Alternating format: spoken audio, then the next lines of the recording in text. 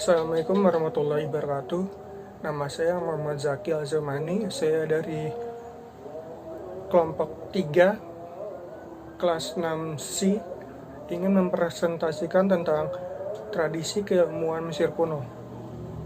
Yang pertama, awal mula terbentuknya peradaban Mesir kuno. Ini ditopang dengan adanya sungai Nil dan tanahnya mereka yang subur sampai wilayah delta di Laut Tengah. Dari suburnya tanah mereka ini, mereka memiliki kejenian berpikir dari apa yang mereka kelola karena kesehatan mereka yang sudah terjamin. Jadi, ketika para petani telah mempunyai surplus pangan dan waktu luang, barulah mereka membangun kebudayaan, peradaban, administrasi, seni, arsitektur, dan lain-lain. Sungai Nil juga digunakan sebagai jalan raya air untuk transportasi. Wilayah Mesir juga memiliki penghalang alami yang membangun pelindung dari luar, yaitu gurun di sebelah barat dan timur, laut di sebelah utara, dan bagian sungai Nil yang deras atau air terjun di sebelah selatan dan yang mempengaruhi sulitnya musuh untuk memasuki wilayah mereka. Jadi dari geografi saja mereka ini sudah terdukung gitu untuk membangun sebuah peradaban atau kerajaan yang ditopang dengan kekuatan mereka itu. Apalagi wilayahnya ini agak susah dimasuki musuh. Yang kedua, saya masuk kepada tradisi kebudayaan mereka. Di sini awal mula peradaban yang paling utama untuk terbentuknya sejarah, yaitu adanya tradisi tulis menulis. Masyarakat Mesir sudah memulai sejarahnya melalui kebudayaan mereka yang disebut hieroglif atau yang berbentuk gambaran. Tulisan hieroglif ini banyak ditemukan di dinding-dinding piramida, tugu obelisk maupun daun pirpus.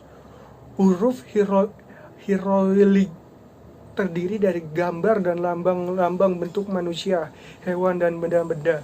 Setiap lambang memiliki makna. Mungkin dari kebanyakan lambang-lambang dan bentuk manusia ini menggambarkan tentang kedewaan mereka atau sistem kepercayaan mereka, bagaimana mereka menyembah terhadap satu dewa, bagaimana masyarakat menyembah rajanya atau ikut terhadap rajanya gitu. Nah, dari tradisi menulis tersebut juga mereka sudah mulai melakukan kegiatan penentuan bulan atau sekarang yang kita sebut kalender. Masyarakat Mesir mula-mula membuat kalender bulan berdasarkan siklus peredaran bulan selama 29,5 hari karena dianggap kurang tetap atau kurang tepat gitu. Kemudian mereka menetapkan kalendernya berdasarkan kemunculan bintang anjing atau Sirius yang muncul setiap tahun. Mereka itu menghitung satu tahun adalah 12 bulan, sama seperti kita, satu bulan 30 hari, dan lamanya setelah setahun itu adalah 365 hari, yaitu 12 kali 30 hari lalu ditambahkan 5 hari. Dari peninggalan bangunan-bangunan itu yang sekarang kita masuk ke arsitektur ya.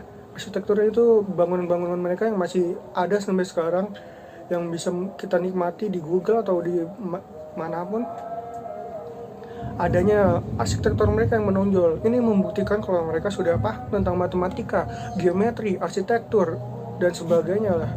Lalu peninggalan bangunan Mesir yang terkenal adalah piramida dan kuil yang erat kaitannya dengan kehidupan keagamaan. Piramida dibangun untuk tempat pemakaman Firaun. Firaun di sini adalah raja-raja. Jadi yang kita ketahui kan Firaun itu adalah seorang raja tiran. Memang, tapi Firaun itu bukan nama seseorang, melainkan Firaun itu sebutan untuk raja-raja Mesir kuno. Lalu ada arsitek terkenal mereka tuh bernama Imhotep. Bangunan Imhotep yang dibangun Imhotep biasanya memiliki kamar bawah tanah, pekarangan, dan kuil kecil di bagian luarnya. Sekarang saya akan masuk ke keyakinan masyarakat Mesir kuno. Jadi awal mulanya Mesir kuno itu terbagi 42 wilayah sebelum disatukan ya. Nah, pas disatukan ini ke-42 wilayah tersebut memiliki dewa khusus yang disembah. Mereka mendirikan beberapa kuil dan membangun patung para dewa. Pada hari-hari besar, mereka berkerumun mengiringi patung-patung itu. Ada daerah yang menyembah elang sebagai simbol kekuatan, ada juga yang memuja sapi sebagai simbol kebenaran dan kasih sayang.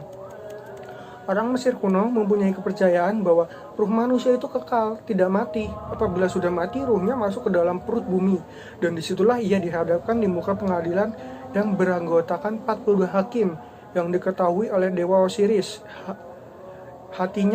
Hati-hati para manusia itu ditimbang oleh Dewa Osiris, dan setelah selesai ditimbang, disiram dengan air kehidupan. Kemudian ia melanjutkan perjalanan ke surga. Jadi peradaban Mesir kuno ini juga merupakan peloncong atau pemulai dari apa yang disebut dengan monoteisme. Monoteisme merupakan ajaran atau kepercayaan yang mereka yakini bahwa hanya satu Tuhan yang disembah, tidak ada yang lain.